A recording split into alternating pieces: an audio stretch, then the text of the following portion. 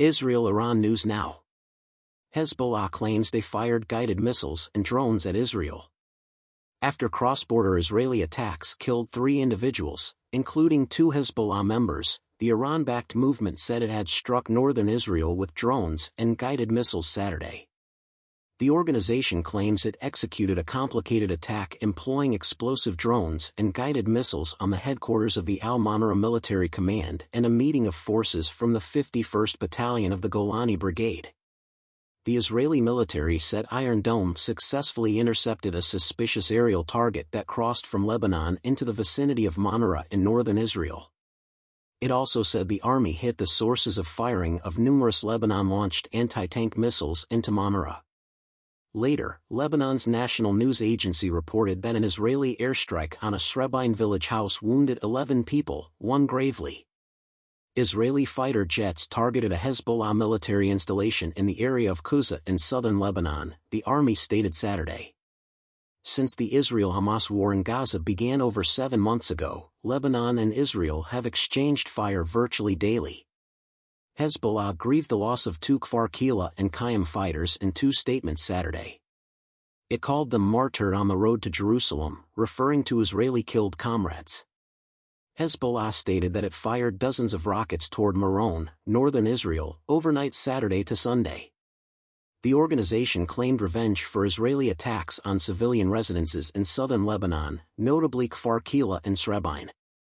Lebanon's Al-Manara region's Iron Dome system intercepted missiles fired at northern Israel, the Israeli army claimed.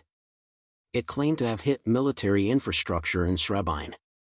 Hezbollah has targeted Israeli military targets more since tensions rose over the April 1 explosion of Tehran's Damascus consulate, strongly blamed on Israel, in continuation of Washington's meddling in Iran while remaining silent on the crackdown against pro-Palestine students on American university campuses. The White House National Security Advisor called for the release of an underground rapper involved in the 2022 deadly unrest.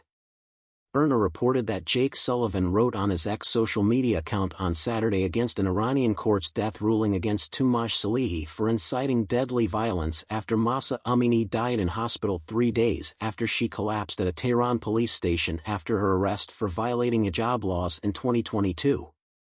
"We strongly condemn the death ruling on Salehi," wrote Sullivan, who has been silent about the repression of American students who have rallied on campuses in support of Gazans and against U.S. military and financial support for the Zionist regime. Vedant Patel, deputy spokeswoman for the U.S. State Department, said this is another example of the horrible and pervasive violation of human rights by the Iranian government. Iran has consistently called U.S. human rights criticism meddlesome and double standards, insisting that Washington should examine its own record before criticizing others. According to media sources, an Iranian court found Salehi guilty of corruption and sentenced him to death. The Supreme Court can overturn the verdict to life in prison. According to IRNA office from Isfahan citing the public relations of judiciary of Isfahan province in 2022, the rapper was charged with propaganda activities inside the country, cooperation with hostile governments, and forming an illegal group to disrupt national security after his arrest.